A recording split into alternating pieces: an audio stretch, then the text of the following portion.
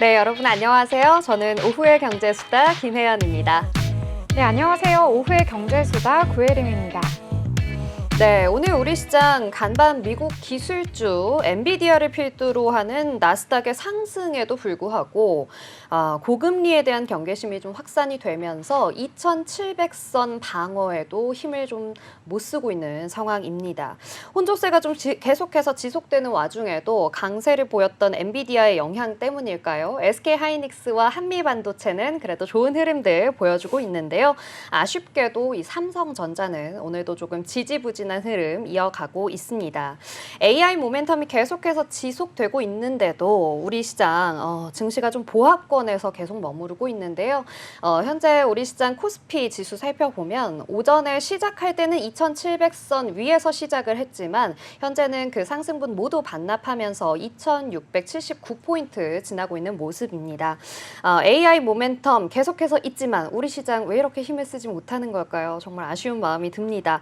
또 반도체 업종 내에서도 개별 종목 장세가 계속해서 이어져 가고 있는 모습인데요. 우리 시장 좀 오랜 기간 쉬어간다라는 느낌과 함께 새로운 시장의 동력이 필요하다라는 요구도 나오고 있는 상황입니다.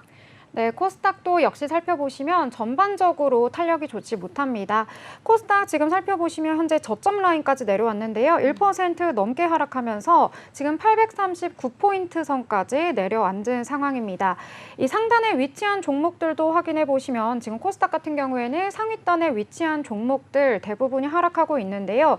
지금 HLB만이 계속해서 보합권에서 등락을 거듭하면서 현재는 2%까지 올라와 있는 상황이고요. 이 대장주들 대부분 하락하고 있고 2차 전지 같은 경우에는 에코프로비엠과 에코프로 모두 현재 4%대까지 내려앉으면서 지금 코스닥 전반에 하락 압력을 가해주고 있는 상황입니다. 네, 그렇습니다. 다시 한번 뒤로 밀리고 있는 국내 증시, 세심한 전략과 또 상황 판단이 필요할 것 같은 오늘인데요. 저희 방송으로 끝까지 함께 하시면서 그 전략 세워 나가시길 바랍니다. 자, 오늘 오수다에서는요, 편지의 기자와 함께하는 모이쇼 시간 준비되어 있고요. 또 김대종 교수와 함께하는 경제 분석 등 다양한 수다 주제들 준비되어 있습니다. 네, 그리고 오늘 장 마감 직전에요. 오늘 장에서의 특징 짚어보는 시간도 있으니까요. 끝까지 함께 해주시길 바라겠습니다. 더불어 본 방송에서 제공하는 정보는 투자 판단에 대한 조언일 뿐 해당 종목의 가치, 상승 혹은 하락에 대해서는 보장하지 않습니다. 네, 그럼 오후의 경제수다 지금 시작해 보도록 하겠습니다.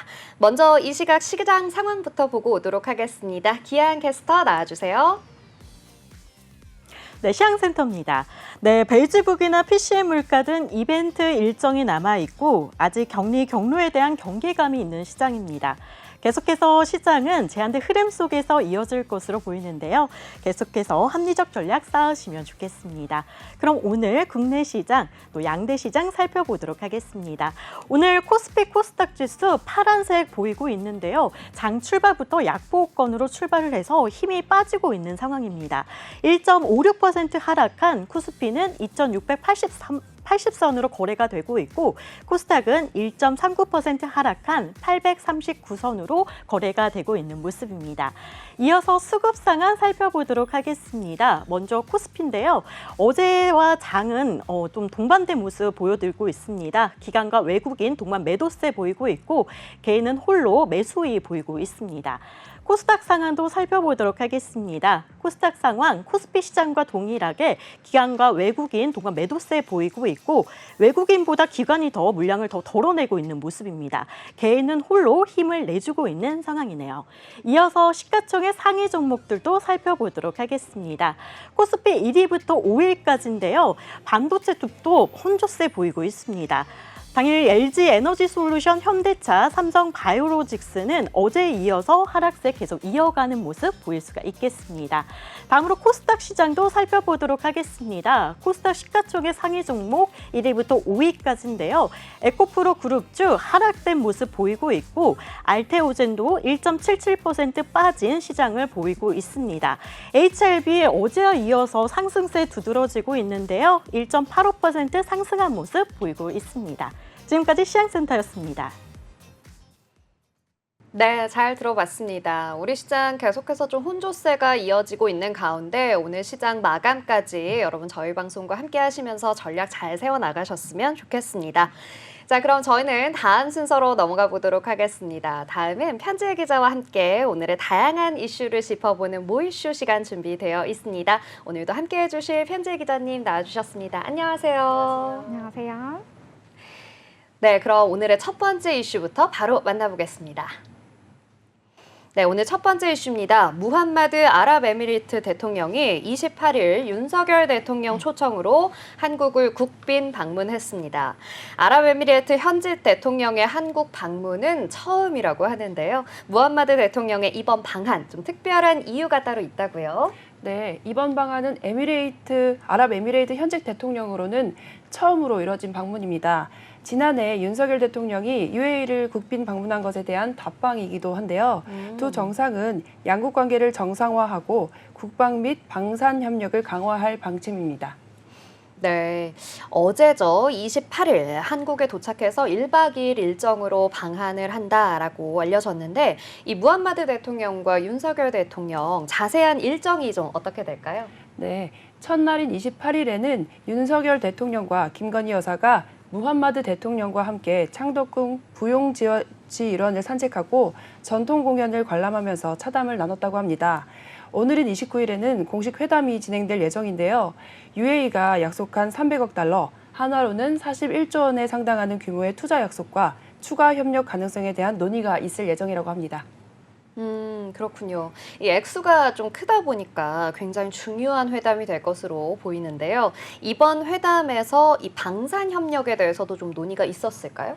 네, UAE는 그동안 장거리 지대공 미사일 등 요격 무기와 한국형 미사일 방어 체계에 포함된 방공 시스템 도입에 관심을 가져왔습니다. 오늘 방산 관련 일정이 예정되어 있어 양국 간 방산 협력이 역대 최고 수준으로 강화될 것으로 보입니다. 네, 그렇군요. 우리의 방산 기술, 전 세계적으로 또 인정받고 있는 기술이지 않습니까? 그래서 잘 협의가 되었으면 좋겠다라는 생각이 들고요. 또 방산뿐만 아니라 이번 회담에서는 경제협력 논의도 있었다고요? 그렇습니다. 어제 28일에는 이재용 삼성전자 회장을 비롯한 주요 그룹 총수들이 무함마드 대통령을 만나 경제 협력에 대해 논의했습니다. 특히 탄소 중립 스마트 시티인 마스다르 시티 관련 협력과 바라카 원전 이후 추가 원전 수주 가능성에 대한 기대가 나오기도 했습니다. 에너지뿐만 아니라 경제, 방산 굉장히 다양한 분야에 또 이야기가 오가고 있는 것 같은데요. 국내 기업의 총수들까지 만난다고 하니까 앞으로 또 경제 협력이 굉장히 기대가 되는 것 같습니다. 자, 이렇게 방산과 경제, 다양한 분야에 대한 회담이 오고 가는 이번 회담, 무함마드 대통령의 방한 자체가 가지고 있는 의미도 좀 특별하다고요. 무함마드 대통령은 아랍에미레이트의 산업 다각화와 중동 개혁을 주도한 인물로 한국과의 협력을 지속적으로 추진해 왔습니다. 이번 방안은 양국 간 협력 관계를 더욱 강화하는 중요한 계기가 될 것으로 보고 있는데요. 또한 무함마드 대통령은 이명박 전 대통령과 인연이 또 있습니다. 한국의 비분쟁지대 파견 사례인 아크 부대 파병을 이끌어낸 바도 있다고 합니다. 네, 우리나라와 이 아랍에미리트의 관계 꽤나 오랜 기간 또 신뢰가 이어져 온 것 같다라는 생각이 듭니다. 이 관계가 우리 경제에 또 활성화가 될 수 있는 신호탄이 되기를 기대해 보도록 하겠습니다. 그럼 저희는 다음 이슈 만나보도록 하겠습니다. 네, 다음은 오늘로 21대 국회가 공식적으로 종료가 됩니다.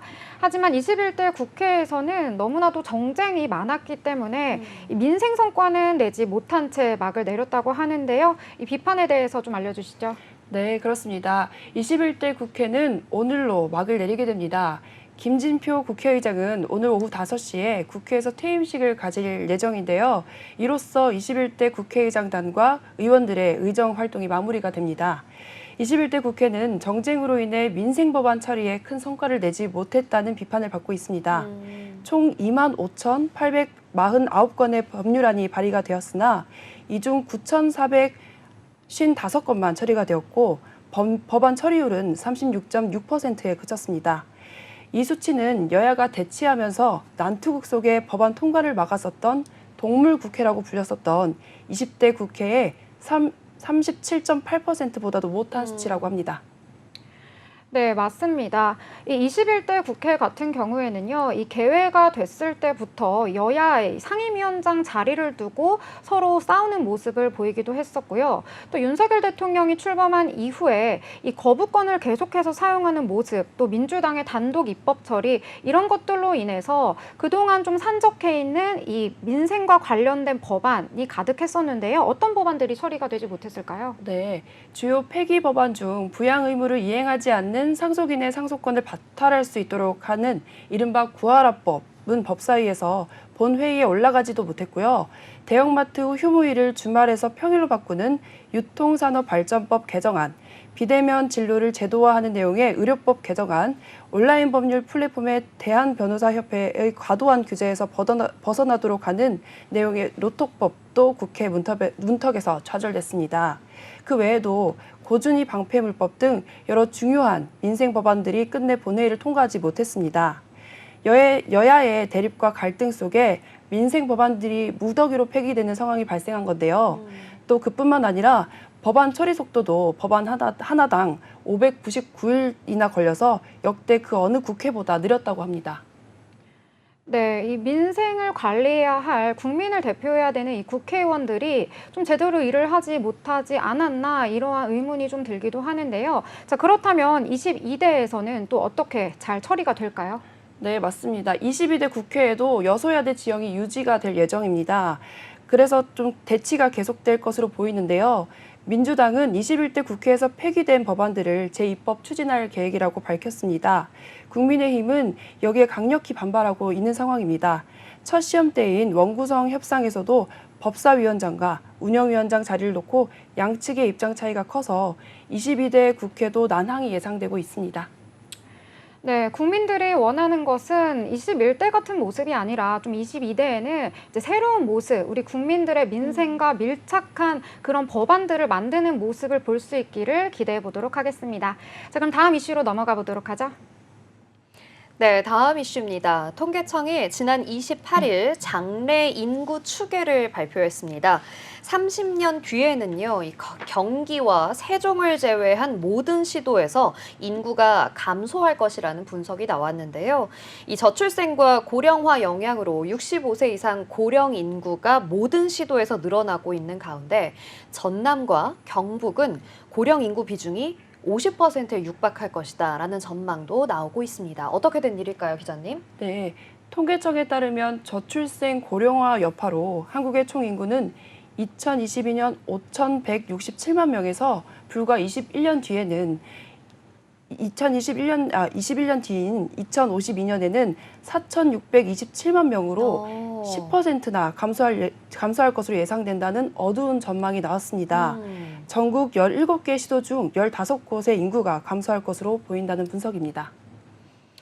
인구가 10%나 감소한다니 이게 굉장히 크게 감소한다라고 느껴지는데요. 이 서울의 인구 감소가 굉장히 좀 두드러진다라고 볼 수 있을 것 같습니다. 서울의 인구 감소 예측.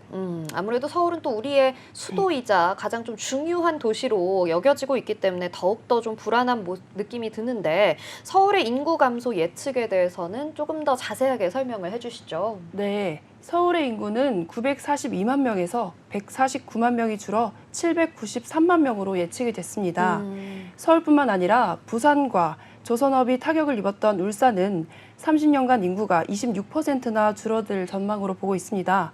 이렇게 되면 인천이 우리나라에서 두 번째로 큰 도시가 될 것으로 보고 있습니다. 정부 청사가 이전한 세종시는 전국 17개 시도 가운데 유일하게 인구가 자연 증가할 것으로 보고 있는 유일한 도시로 보고 있습니다. 그래도 조금은 증가하는 도시가 있다라고 하니까 약간의 희망이 생기기는 하는 것 같은데요. 이 부산, 울산, 서울 전부 다 좀 우리나라의 정말 중심이라고 할 수 있는 주요 도시들 아닙니까? 이런 곳들의 인구 감소 굉장히 좀 문제가 심각하지 않나라는 생각이 듭니다. 그런데 그 중에서도 생산 연령 인구의 감소가 굉장히 두드러지는데 굉장히 큰 문제인 것 같아요. 어떤가요? 그렇습니다. 전국 15세에서 64세의 생산 연령 인구는 2052년 2만 3,080만 명으로 35.2%나 감소할 것으로 예상이 됩니다.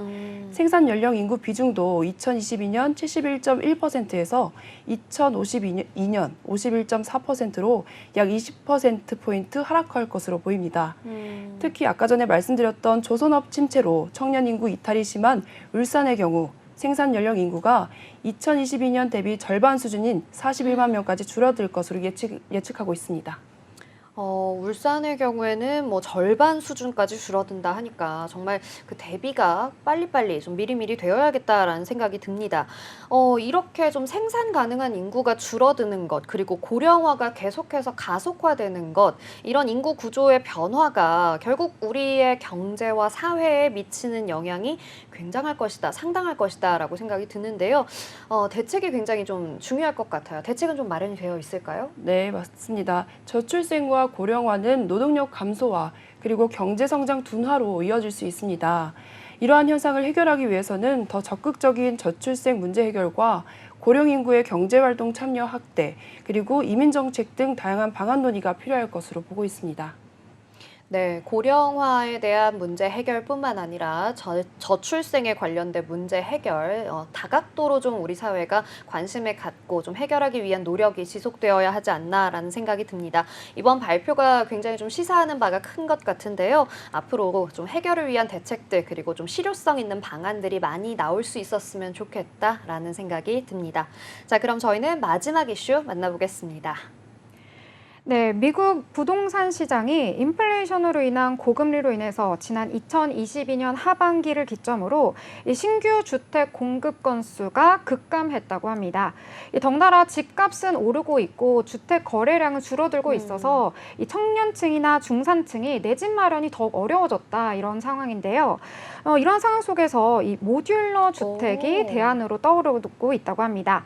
특히 이 한국의 모듈러 주택의 건설 공법 노하우가 이 미국에서도 인정을 받고 있다는 소식인데요. 이 모듈러 주택에 대해서 일단 알려주시죠.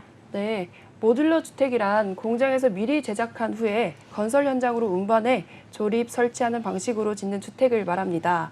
모듈러 주택은 대부분 주택이 공장에서 만들어 현장으로 이송하기 때문에 공사 기간이 일반 건축물 대비 절반 정도에 불과한다고 하는데요. 여기에 건축 과정에서 고숙련 인력이 필요성이 상대적으로 적어서 현재 숙련된 인원이 부족한 현장에서 일정한 품질이 유지가 될 수도 있고요. 또 일부 자재는 재사용도 가능해 친환경 트렌드에 맞는 시공 방식이라는 장점도 있다고 합니다. 네, 모듈러 주택 굉장히 장점이 많아 보인다, 이렇게 보이는데요. 자, 그렇다면 국내 건설사들이 이 미국 시장에 관심을 보이는 이유는 또 뭘까요? 네, 미국은 주거 형태가 대부분 단독주택이었지만 비용과 인프라 구축에 막대한 자금이 들기 때문에 아파트에 대한 관심이 커지고 있다고 합니다. 국내 건설사들은 고층 모듈러 주택을 짓는 기술력을 보유하고 있어 미국 시장에 진출할 기회를 엿보고 있다고 합니다. 네. 자, 그렇다면 이러한 이유로 국내 건설사들이 이 다양한 모듈러 주택 프로젝트 진행하고 있다고 하는데요. 이 내용도 좀 알려주세요. 네, 현대 엔지니어링, 포스코 ENC, 삼성물산, GS건설, DLENC 등 여러 건설사들이 모듈러 주택 기술력을 보유하고 있다고 합니다. 현대 엔지니어링은 국내 최고층 모듈러 주택을 공개를 했고요. 포스코 ENC는 다양한 모듈러 주택 프로젝트를 진행 중이라고 합니다. 삼성물산은 사우디와 북유럽 시장 진출을 준비하고 있으며 GS건설은 글로벌 모듈러 주택 기업을 인수해서 시장에 본격적으로 나섰다고 합니다. 네, 그렇다면 이 국내보다는 미국이 아무래도 좀 땅덩이가 크다 보니까 좀 더 기대가 되지 않나, 이렇게 생각이 드는데, 자, 그렇다면 미국의 모듈러 주택 시장 규모는 또 어떤가요? 네, 미국 모듈러 주택 시장은 2021년 기준 13조 원 규모로 오는 2030년까지 매년 7.3%씩 성장할 것으로 전망하고 있습니다. 또한 전 세계 모듈러 주택 시장은 2032년까지 약 373조 원 규모로 성장할 것으로 예상이 되고 있는데요. 미국 시장 선점은 유럽 등 선진 시장으로 나갈 수 있는 발판이 될 수 있다는 것이 업계 분석입니다. 네, 그렇군요. 아무래도 건설 시장은 어느 정도 성장하는데 한계가 있기 마련인데 미국이나 유럽으로 더 뻗어나갈 수 있으면 좋겠다, 이런 생각이 드는 소식이었습니다. 자, 그럼 이렇게 4가지 이슈 알아봤고요. 지금까지 편지혜 기자, 감사합니다. 고맙습니다.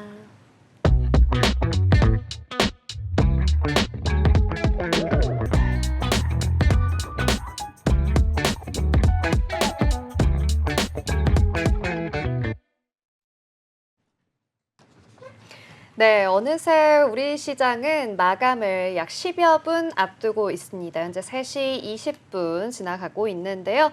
오늘 우리 시장 굉장히 좀 혼조세 보이면서 코스피, 코스닥 모두 조금 힘을 내기 어려운 모습인데 오늘 우리 시장은 또 어떤 흐름들 이어갈지 그리고 마감까지 꼭 챙겨봐야 할 내용들은 어떤 게 있을지 한번 이야기해 보도록 하겠습니다.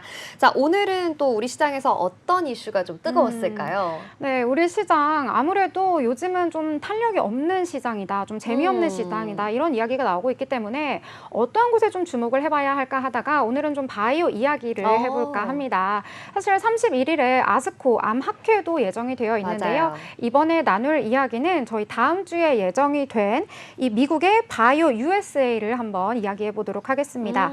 이 제약 바이오는 여러분들 알고 있다시피 좀 이렇게 변동성이 많은 종목이에요. 자, 그래서 제약 바이오 같은 경우에는 각종 암학회, 국제 행사 이런 것들이 나타났을 때 큰 이벤트다, 호재다라고 해서 주가가 변동이 되는데요. 이 다음 주에 예정이 된 바이오 USA는 이 시장이 미국 바이오 협회를 주관으로 세계 1,500개 이상 제약 바이오 기업이 참가를 한다고 합니다. 또 2만 명 이상의 업계 관계자와 전문가들이 참석을 한다고 하는데요. 이 바이오 USA 정확한 명칭은 2024 바이오 인터내셔널 컨벤션이라고 부르는데요. 즉 그냥 바이오 USA다 이렇게 보시면 될 것 같습니다. 네.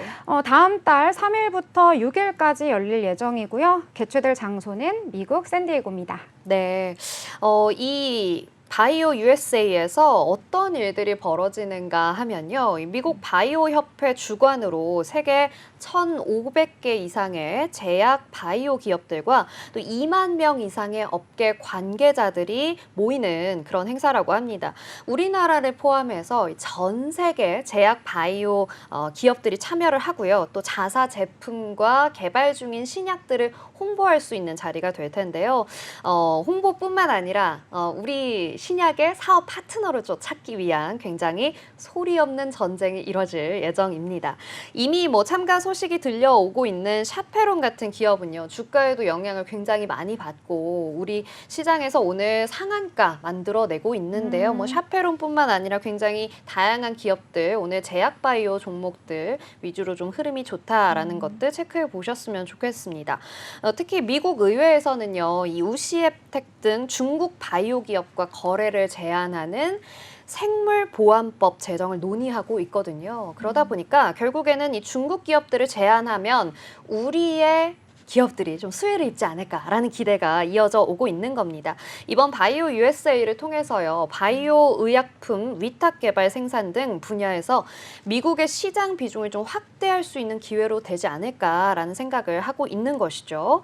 미중의 갈등, 이것이 우리 제약 바이오의 확신으로 됐을 때 그것이 우리가 침투할 수 있는, 장악할 수 있는 시장이 아닐까라는 분위기가 확산되고 있는 겁니다. 네, 이렇게 좋은 분위기가 전해지고 있는데요. 이번에 컨벤션 테마 같은 경우에는 이 비즈니스와 혁신의 융합이 시작되는 곳이라는 주제로 진행이 된다고 합니다. 사실 한국 바이오협회와 코트라가 계속해서 여기에 참여를 했는데요. 21번째, 올해는 21번째라고 해요. 2000년대 초반부터 참여를 했었는데 이 산업통상자원부의 국고 지원을 받아서 이 해외 전시 사업의 일환으로 한국관을 운영을 했다고 하는데요. 이 올해는 예년보다 약 2배 정도 확대를 해서 역대 최대 규모로 개최가 될 예정이라고 합니다. 특히 올해는 처음으로 전시와 홍보 같은 이런 내용들뿐만 아니라 이 한국 기업들이 발표를 할 수 있도록 이 무대를 같이 마련해 준다고 해요. 그래서 이 파트너링 미팅 지원, 해외 네트워크 발굴, 또 해외 투자사 미팅 주선까지 하면서 이 정부도 나서서 이 전방위적으로 이런 행사를 좀 밀어주겠다 이런 분위기가 나타나고 있습니다. 네, 그래서일까요? 오늘 사실 우리 시장 굉장히 힘을 내주지 못하고 있는 안타까운 상황인데요. 그 안에서도 중소형 제약 바이오 종목들은 상한가 만드는 종목들 그리고 급등하는 종목들 있습니다. 샤페론 아까도 말씀드렸지만 오늘 오전장부터 계속해서 상한가 만들어낸 채로 상승세로 이어져 가고 있고요. 또 하나의 상한가 종목 바로 피플바이오 있습니다. 피플바이오는 혈액 기반 진단 기업이에요. 이 알츠하이머 혈액 검사 제품을 만드는 회사인데 역시나 상한가 만들어낸 채로 달려가고 있습니다. 그리고 그 외에도 뭐 동구바이오제약 오전장에서 굉장히 흐름이 좋았거든요. 현재는 조금 윗골이 달고 내려와 있는 모습이기는 한데요. 그래도 계속해서 좀 체크해 보셨으면 좋겠고요.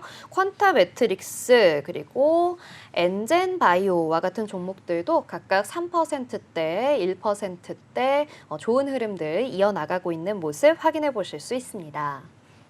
네, 이 미국 의회에서 아까 말씀해 주셨는데 이 중국 그 기업들과 거래를 제한하는 생물보안법 제정을 네. 할 수도 있다고 말씀드렸잖아요. 자, 그렇다면 중국이 진출을 하지 못하게 되니까 그 틈새를 우리 기업들이 좀 나서서 침투할 수 있지 않을까. 자, 그렇다면 우리 시장에서도 이 제약 바이오 업체들 다시금 이 주가에 긍정적인 그렇죠. 훈풍이 불어 넣어줄 수 있지 않을까 이런 기대를 해보게 됩니다. 네, 그렇습니다. 제약 바이오 계속해서 좀 좋은 흐름들 이어갈 수 있기를 기대해 보도록 하겠습니다.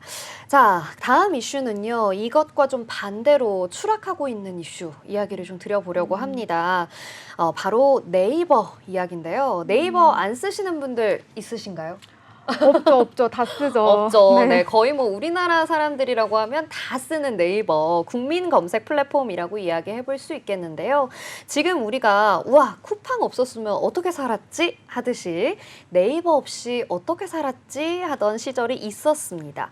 하지만 최근 이 네이버 주가 향방 굉장히 끝없이 추락하고 있는 그런 모습인데요. 개인 투자자들의 한숨이 더욱 깊어지고 있습니다. 현재 1.18% 하락하면서 17만 원 선 지나가고 있는데요.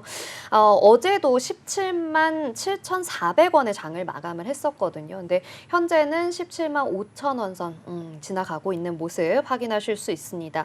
어제 종가만 보면요. 최근 1년 사이에 가장 낮은 주가 수준이었거든요.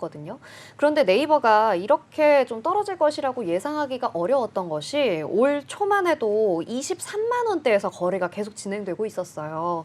그리고 20만 원에 좀 내려오나 싶었던 네이버 주가가 계속해서 좀 꾸준히 조정을 받게 됐었고요. 2021년 7월 한때 46만 5천 원까지 올랐었습니다. 그런데 이 주가가 약 3년 사이에 62%나 떨어진 것이죠. 네. 근데 문제는요. 지금 아무리 떨어졌다 해도 이게 바닥이다. 그럼 좀 저점 매수의 기회로 삼을 수도 있잖아요. 네. 근데 문제는 더 떨어질 수도 있다. 이런 어. 전망이 나오고 있기 때문입니다. 네. 그래서 이 네이버 종목 토론방에 들어가 보면요. 정말 물타기 있잖아요. 네. 물을 타도 정말 끝이 없다. 이런 이야기가 계속 나오고 있어요. 그래서 이 돈으로 차라리 지금 쭉쭉 뻗어나가고 있는 SK 하이닉스 살 걸 이런 얘기도 좀 나오고 네. 있거든요. 문제는 이 증권사에서도 좀 앞으로의 방향성이 좀 나뉘고 있다는 것입니다. 지금이 저점이다. 그래서 더 오를 수 있다. 이러한 평가를 내리는 증권사도 있고요. 네. 또 어떤 곳에서는 아니다. 지금이 바닥이 아니고 동굴 더 밑에까지 내려갈 수도 있다. 이러한 지금 전망이 나오고 있어서 도대체 개인 투자자들 어떻게 가야 할지 지금 흐름을 잡지 못하고 있습니다. 네, 사실 뭐 우리 개인 투자자분들의 한숨 이런 속상한 마음을 좀 그래도 좀 회복될 수 있을 만한 소식들이 들려오면 좋겠는데 아쉽게도 좀 네이버 주가 바닥이 더 깊을 것이다라는 리포트들이 있습니다. 왜냐하면 바로 기관의 외면을 받고 있다는 것이죠. 이달 들어서 매수한 기관들은 사실 없고요. 거의 뭐 580억 원어치 팔아치웠습니다. 매도 우위라고 볼 수가 있겠죠. 최근에 또 라인 야후 사태로 굉장히 좀 불확실성이 높아진 상태에서 기관 투자자들이 이렇게 떠나게 되면서 네이버의 주가 계속해서 하락하지 않을까라는 불안감이 있는 상태입니다. 현재 네이버 일본 통신기업 소프트뱅크가요. 라인 야후 지분 64.5%를 보유한 대주주 A홀딩스의 지분 매각 여부를 두고 협상 중이라고 하는데요. 계속해서 좀 네이버의 주가 향방 살펴보시면서 대응해 나가실 수 있어야겠습니다. 자, 이렇게 오늘 시장에 대한 이야기 네이버와 또 다양한 이야기 살펴봤는데요. 저희는 이제 시장 마감 상황 확인하고 돌아오도록 하겠습니다.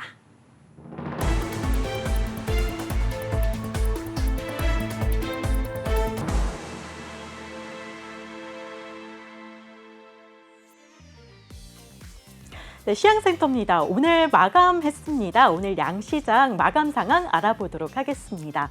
어제는 혼조세로 마감을 했는데 오늘 코스피 코스닥 지수 파란불 켜면서 마감을 했습니다. 코스피 2,721선까지 올라갔지만 1.57% 하락하면서 종가 형성을 했고요. 코스닥 지수 1.46% 하락한 838선으로 오늘 종가 형성했습니다. 이어서 수급 상황도 알아보도록 하겠습니다. 먼저 코스피 수급 상황입니다.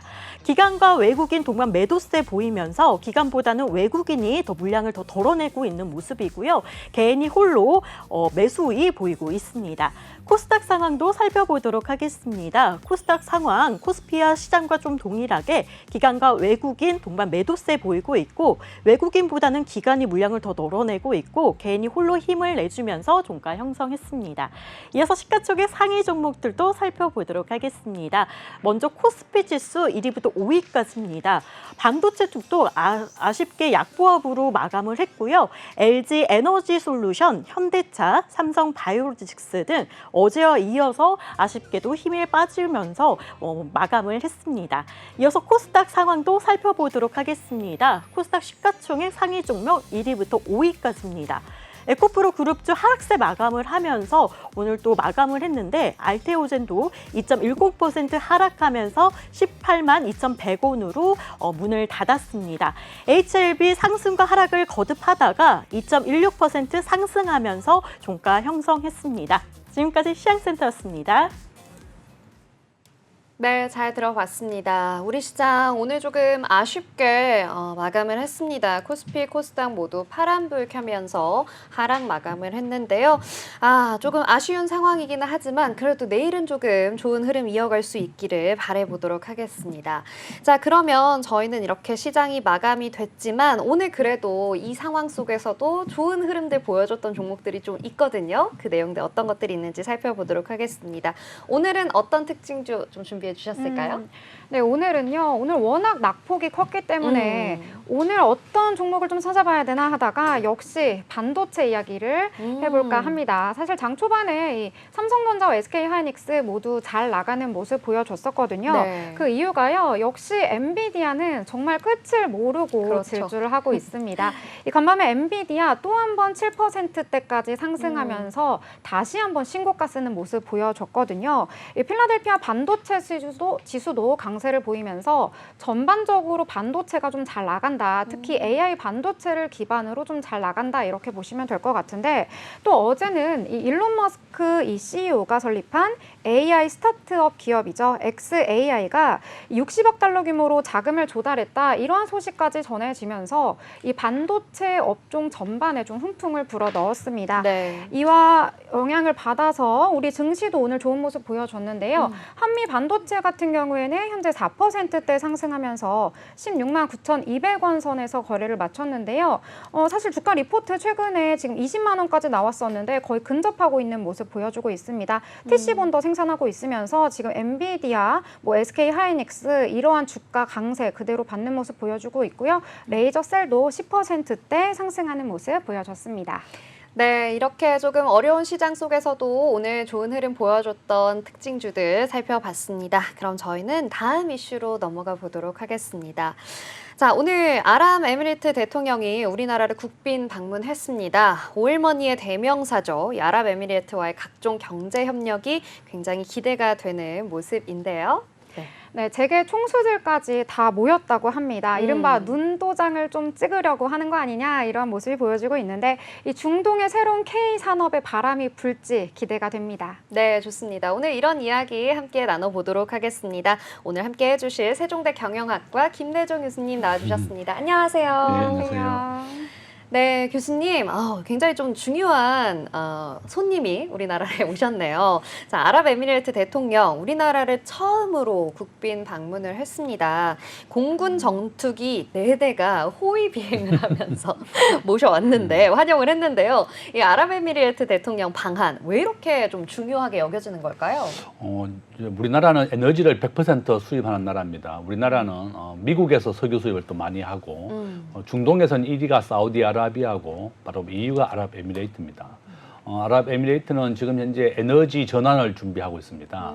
석유는 또 언제든지 고갈이 될 수 있다. 이런 것 때문에 에너지 전환을 지금 준비하고 있고 또한 대한민국은 제조업 기준으로 세계 수출 5위입니다. 제조업 강국입니다. 그래서 뭐 우리가 반도체 전 세계에서 메모리 반도체를 80% 공급하고 있는 독점 1위이고 그다음에 자동차, 뭐 석유화학, 전자, 철강 뭐 이런 게 굉장히 우리가 강한 나라입니다. 그래서 뭐 우리나라에서 이렇게 주요한 재계 총수들이 전부 다 이렇게 인사를 하고 다 나누었고 작년에 윤석열 대통령도 이 아랍에미리트를 방문해서 이렇게 좋은 성과를 거두었었다. 바로 그러한 후속 조치를 실행하는 단계다. 이제 우리가 MOU를 맺었는데 이번에는 좀 더 MOU에서 좀 더 나아가서 구체적으로 어떠한 방향으로 실행을 할 것이냐. 작년에 윤석열 대통령이 방문했을 때 MOU 맺은 금액이 총 한 41조 원 됩니다. 네. 그것을 구체적으로 실행하는 절차를 위해서 어제 1박 2일로 다녀왔습니다. 그렇게 또 말씀드릴 수 있습니다. 네, 그렇다면 이 UAE 대통령, 이 정재계 인사들과 함께 간담회도 나눴다는 이야기가 전해졌는데요. 뭐 삼성의 이지용 회장부터 시작해서 뭐 정의선 회장, 그다음 방시혁 의장까지 정말 이 재계 인사들이 두루 모였다고 하는데요. 어떤 의미를 좀 부여할 수 있을까요? 저는 이제 우리나라에서 이번에 이제 어제 만난 총수들이 전부 다 보면 우리가 현대 이재용 회장, 네. 삼성전자, 현대자동차, SK하이닉스 이렇게 우리나라 빅3를 다 만났었고 또 뒤쪽에 가면 뭐 CJ 이재현 회장이라든지 무신사 대표, 두나무 이렇게 방시혁 회장까지 만났습니다. 네. 우리나라가 제조업도 굉장히 강하지만 지금은 K 컨텐츠, 한국의 K-팝이 세계적인 바람을 불러일으키고 있습니다. 그래서 이렇게 아랍에미레이트도 네. 더 이상 우리나라의 제조업, 에너지를 이제 석유가 고갈되니까 전환하는 분야, 또 방위산업, 또 우리나라는 지금 현재 계약고 기준으로 방위산업 수출 2위입니다. 미국 다음으로 우리가 굉장히 방위산업이 강한 나라이고 미국이 만드는 것은 전부 다 뭐 핵무기라든지 항공모함이라든지 수출하기 굉장히 곤란한 제품이지만 우리나라는 북한과 대치가 되어 있기 때문에 항상 무기를 생산하고 시험 가동을 합니다. 바로 이런 이유 때문에 작년에 우리가 폴란드에 무기를 30조 원 팔았습니다. 우리가 두 번째로 중동에 가장 많이 무기를 파는 나라가 바로 아랍에미레이트입니다. 우리나라에 뭐 특전사가 가서 군사 훈련을 시켜주고 있습니다. 네. 이렇게 지금 현재 이스라엘과 하마스가 전쟁이 지속되고 있는데 중동도 굉장히 불안한 나라입니다. 그래서 아랍에미레이트에도 우리가 군사 훈련도 시켜주고 한국의 특전사들이 이렇게 아랍에미리트 지켜주고 있을 정도로 굉장히 우리하고는 군사적으로나 경제적으로 긴밀한 관계다. 우리나라를 대표하는 어제 재계 총수들이 다 UAE 대통령을 만났다. 네. 이렇게 볼 수 있습니다. 뭐 소개해주신 분들뿐만 아니라요, 뭐 효성그룹 회장 그리고 뭐 NC소프트 대표 등등 정말 각 기업의 리더들 전부 다 이곳에 모였다라고 해도 과언이 아닐 정도로 많은 분들이 우리 아랍에미레이트 함께 만난 것 같은데요. 저는 지금 우리 교수님께서 에너지 관련된 이야기 그리고 또 방산에 관련된 이야기 나누었다라고 이야기해 주셨잖아요. 그런데 이러한 내용들 말고도 사실 뭐 지금 엔터 관련한 의장도 모였고 뭐 여러 가지 각계각층의 산업의 리더들이 모인 것 같은데 그렇다면 방산 말고 또 어떤 산업의 협력 방안을 논의할 수 있게 되는 걸까요? 지금 현재 이재용 부회장이 만나는 이유는 네. 삼성물산이 바카라 원전을 지금 도와주고 있습니다. 네. 우리나라의 뭐 최근에도 우리나라의 소형 원전 SRM이 이제 미국에도 계약을 했다 이렇게 했을 정도로 네. 알려지고 있는데 우리 대한민국이 이렇게 원전 기술은 세계 최고의 수준입니다. 우리가 문재인 정부 때는 이제 또 원전 수출이라든지 국내에는 원전을 줄이면서 해외에는 수출을 독려하는 아주 엇박자가 났었는데 윤석열 정부는 이렇게 원전에 대해서도 좀 우리가 확대를 하고 있습니다. 우리나라 전기를 100이라고 했을 때 석유가 지금 현재 60%입니다. 화력 발전이. 그다음에 원자력 발전이 한 25%. 나머지가 뭐 신재생 에너지로 되어 있는데 앞으로 우리나라 전 세계의 전기차가 10%만 운용되고 있습니다. 앞으로 전기차가 한 50%까지 증가한다 그러면 한국의 원자력 발전소 한 100개 정도 지어야 됩니다. 지금 전기가 부족할 정도다. 네. 인공지능이 발전하고 전기차가 공급이 되면 전기차가 전 세계적으로 부족하게 됩니다. 바로 이런 이유 때문에 UAE도 우리나라의 바카라 원전을 우리나라 기술로 도입을 해서 짓고 있는 거고 또 우리나라의 스마트 시티도 지금 네. 계획이 되어 있습니다. 스마트 시티는 우리가 기존의 도시와 다르게 모두 IT와 모든 것이 접목되어 있는 도시다. 신산업 도시가 바로 스마트 시티라고 볼 수도 있고 바로 사막 지역에다가 이렇게 새로운 신도시를 만드는 스마트 시티를 네. 우리나라와 협력하겠다는 겁니다. 우리나라는 뭐 잘 아시다시피 네이버 조금 전에도 뭐 네이버 얘기를 했지만 네이버가 일본의 IT 산업을 뿌리를 내리고 라인을 깔아줬습니다. 이와 같이 네이버는 IT 분야에서 세계 최고의 기술을 가지고 있다. 바로 이런 이유 때문에 UAE도 네이버를 포함해서 우리나라의 엔터테인먼트, 그다음에 IT 기업들도 이렇게 우리가 협력을 하고 있다. 이렇게 볼 수 있습니다. 네, 뭐 IT, 엔터 이런 쪽으로 좀 협력을 기대하기 때문에 이번에 재계 총수들이 만난 것이다 이런 내용을 전해주셨는데요. 자, 특히 이 삼성이나 SK, 뭐 현대자동차 이런 쪽에서는 실질적으로 이 UAE와 파트너십을 맺고 구체적인 사업을 추진 중이라고 들었는데요. 어떤 내용인가요? 지금 현재 삼성전자는 바카라 원전에 삼성물산이 주도적으로 짓고 있습니다. 우리나라는 삼성물산이 이렇게 바카라 원전에 대한 기본적인 설계부터 해서 시공을 맡고 있는 거고 그다음에 현대자동차는 지금 현재 우리가 AAM이라고 해서 미래 네. 항공 모빌리티 산업입니다. 우리나라는 지금 현재 용산 지역에다가 현대자동차가 나르는 택시를 준비하고 있습니다. 지금 현재 카타르 지역에서는 나르는 택시가 상용화되고 있습니다. 아, 이미 진짜요? 상용화되고 있고 이와 같이 스마트 시티에 현대자동차가 이렇게 미래의 항공 운송을 하겠다. 이것을 시험적으로 하고 있고 아마 우리나라도 10년 안에 이제 용산에서 나르는 택시가 이제 볼 수가 있다. 이런 분야를 이제 현대자동차와 UAE가 협력했다고 볼 수 있고요. 또 SK는 뭐 잘 아시다시피 석유화학으로 우리나라에서 최고의 기업입니다. 그래서 이와 같이 UAE의 원유를 도입해서 우리가 가공을 해서 다시 역수출을 합니다. 네. 우리나라는 전 세계에서 석유를 100% 수입을 해서 그걸 가공을 해서 호주라든지 중국에 항공유부터 해서 또 100% 수출을 하는 나라입니다. 중동은 이렇게 원유를 정제할 능력이 없기 때문에 한국에서 또 수입을 해가지고 갑니다. 이와 같이 SK는 원유에 대한 수출과 수입 같은 거, 암모니아 정제 기술 이런 분야다. 이와 같이 우리나라가 대기업이 UAE와 사업할 게 굉장히 많이 있습니다. 네. 한국이 지금 뭐 제조업이라든지 또 건설업이 굉장히 침체를 겪고 있는데 이런 중동에서 바로 우리가 일을 하자.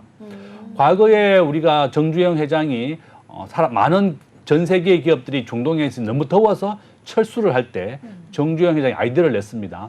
우리는 밤에 일하고 낮에 잔다는 겁니다. 너무나 모래가 많기 때문에 건설하기도 너무 좋다. 바로 이렇게 역발상을 통해서 우리 대한민국이 중동 붐을 일으켰습니다. 1971년도에 석유 위기가 났을 때 바로 정주영 회장이나 현대, 삼성, 대우가 중동으로 진출하면서 이렇게 역발상으로 아주 중동 건설 붐을 일으켰다. 바로 이러한 한국인에 대한 믿음이 있기 때문에 중동 사람들은 한국을 신뢰하고 있습니다. 바로 이런 분야를 우리가 적극적으로 공략하고 협력을 키워서 해야 되겠다. 이번에 대기업과의 후속되어 있는 계약된 물량이 한 41조 원 정도 됩니다. 네. 침체된 한국 경제를 살릴 수 있는 좋은 계기가 되기 때문에 이렇게 정부도 적극적으로 호응을 했다 이렇게 볼 수 있습니다. 그렇군요. 이 나르는 택시 상상만 해도 정말 신기한데요. 이 나르는 택시와 오일 정제뿐만 아니라 건설까지 또 우리의 기술이 중동에 굉장히 많이 펼쳐지고 있는 것 같다라는 생각이 됩니다. 그런데 아까 말씀해 주셨던 내용 중에서 미국의 경우에는 좀 수출이 어려운 무기들을 만들어내고 있는데 우리의 방산 기술은 좀 그와는 다르다라고 이야기를 해주셨어요. 현재 K방산, 이 아랍에미리트와의 교두보로서 좀 역할을 할 수 있을지 굉장히 궁금한데요. 우리의 방산은 좀 어떻게 보시나요? 저는 뭐 지금 현재 아주 뭐 긍정적으로 보고 있습니다. 네. 방위 산업은 전쟁 무기를 만드는 기 때문에 전쟁을 막아주는 방위 산업이 네. 우리가 평화 산업이다 이렇게 얘기합니다. 전쟁을 막아주기 때문에 그렇다고 얘기하고 있고. 우리나라는 지금 현재 계약 금액 중심으로 따졌을 때는 세계 2위까지 올랐습니다. 계약 지금 현재 프랑스는 라팔기라든지 전투기 수출을 많이 하고 있는데요. 그러한 것을 제외한다 그러면 우리가 세계 최고의 재래식 무기 수출국가가 됐습니다. 우리나라의 K2 전차, 네. 또 K9 자주포, 그다음에 공격기, 비행기까지 우리가 수출하고 있고 지금 현재 폴란드는 우크라이나 전쟁에 본인들이 쓰던 기존의 전차를 다 보냈기 때문에 자국이 비어 있습니다. 그래서 우리나라의 전차를 가장 빨리 도입을 했고 네. 우리가 계약을 하자마자 2달 내에 우리가 탱크를 보냈습니다. 이렇게 폴란드도 깜짝 놀랐고 우리나라에 사용될 무기를 먼저 폴란드에 전진 배치를 해줬습니다. 이와 같이 우리나라의 전차라든지 K9 자주포가 지금 현재 유럽과 나토, 폴란드에서 굉장히 너무 좋아하고 있고 네. 바로 UAE도 대한민국의 천궁을 포함해서 우리나라의 방위 산업을 수입하고 있습니다. 본인들은 지금 현재 우리나라에서 수출하는 무기들을 보통 이제 계약을 하게 되면 절반 정도는 현지에서 생산하기를 원합니다. 네. 본인들도 앞으로 제국에서 생산을 해서 계속 방위 산업을 육성해야 되기 때문에 그렇고 저는 지금 현재 아랍에미레이트도 제일 중요한 것이 중동의 전세가 워낙에 밝지 않기 때문에 굉장히 위험한 나라입니다. 그래서 원래 우리 전 세계 화약고를 우리는 중동이라 그랬거든요. 네, 바로 그렇죠. 이런 이유 때문에 UAE가 우리나라와 방위 산업을 적극 협력하고 있다. 그렇게 볼 수 있습니다. 네, 방위 산업도 협력을 하고 있고 뭐 IT, 엔터 여러 방면으로 좀 UAE와의 협력이 기대되고 있다 이렇게 보시면 될 것 같은데요. 정부는 좀 노력을 이렇게 열심히 하고 있는데 이 침체된 수출 시장에 다시 활기를 띠게 하기 위해서 우리 기업들은 또 어떻게 발맞춰 줘야 할까요? 저는 우리나라는 무역 의존도가 75%입니다. 전 세계에서 두 번째로 높습니다. 무역 의존도 1위는 독일입니다. GDP에서 수출과 수입이 차지하는 비중을 우리는 무역 의존도라고 부르는데 독일이 80%, 세계 1위, 대한민국은 75%로 세계 2위입니다. 이와 같이 한국은 반도체, 자동차, 석유화학 이런 걸로 우리가 먹고 살았다. 그렇지만 우리나라는 이런 제조업은 세계 5위까지 되어 있지만 우리가 국제금융에서 원화가 결제되는 비율은 0.1%로 35위입니다. 우리나라 금융은 굉장히 떨어져 있는 나라다. 그래서 결론은 정부가 용인의 반도체 클러스터를 지어서 우리나라의 우수한 인재들을 활용해서 한국의 반도체를 살리겠다고 약속을 했는데 아직 5년째 시작을 못하고 있습니다. 네. 용인의 반도체 클러스터가 못하고 있는 가장 큰 이유가 지금 삼성전자의 입장에서는 용수 문제가 해결이 안 되었고 하이닉스의 문제에서도 전기의 문제였습니다. 이와 같이 전기와 용수 문제로 용인 반도체 클러스터를 빨리 착수를 해야 되겠고 지난주에도 정부가 중소기업 중심으로 우리가 반도체에 대한 지원을 확대하겠다고 했습니다. 저도 아까 앵커님이 얘기했지만 엔비디아가 미국의 마이크로소프트 다음으로 시가총액 2위에 올랐습니다. 네. 오늘 현재 지금 2%를 나스닥 선물 지수에 올랐는 걸 보면 아마 오늘 애플을 이기고 2위가 될 것이라고 전망을 하고 있고 엔비디아가 지금 현재 최근에 약 10배 정도 올랐습니다. 한 네. 2, 3년 만에 맞아요. 그렇게 올랐고 저는 삼성전자가 우리나라 제조 기업 중에서 우리나라 1등입니다. 500조 원이고 지금 엔비디아 시가총액이 거의 3조 원 가까이 육박합니다. 그러면 약 한 4천조 원 정도 됩니다. 이렇게 성장하고 있는데 삼성전자의 10배 가까이 되는 겁니다. 저는 우리나라가 메모리 반도체는 세계 최고로 공급을 하고 있지만 이렇게 경쟁력이 좀 떨어지고 있다. 정부가 서둘러서 우리나라의 메모리 반도체 용인 클러스터를 완성을 해야 되겠고 대한민국이 가지고 있는 반도체의 가장 우수한 것은 우수한 인재입니다. 우리나라는 잘 아시다시피 가지고 있는 게 인재밖에 없기 때문에 인재 육성을 하고 반도체 관련된 기업을 전 세계에서 우리나라로 오게 해야 되는 겁니다. 바로 이렇게 그렇지만 우리나라에서 외국인 직접 투자 유출액이 유입액이 4배나 많습니다. 바로 이런 이유 때문에 우리가 기업하기 좋은 나라를 만들어서 우리가 반도체를 포함한 제조업을 육성해야 되겠다. 이렇게 말씀을 드립니다. 네, 그렇군요. 우리의 좋은 인재를 육성하고 또 기술을 잘 관리하자라는 이야기까지 해주셨습니다. 오늘도 좋은 이야기 너무 많이 해주셔서 감사드리고요. 지금까지 이슈경제 세종대 경영학과 김대중 교수님과 함께했습니다. 고맙습니다. 감사합니다. 네, 오늘 준비한 오후의 경제수다 오늘은 여기까지입니다. 네, 오늘 시장 간단하게 살펴보도록 하겠습니다. 오늘 전반적으로 흘러내리는 장 이어졌습니다. 코스피는 1.67% 하락하면서 장 마쳤고요. 코스닥 같은 경우에도 1.48% 하락했습니다. 네, 내일은 저희가 더 시장에 가깝고 유익한 이슈 가지고 찾아오도록 하겠습니다. 자, 본 방송에서 제공하는 정보는요, 투자 판단을 위한 조언일 뿐 주식의 가치의 상승이나 하락에 대해서는 보장하지 않는다는 점 말씀드립니다. 그럼 저희는 내일 다시 만나요. 안녕.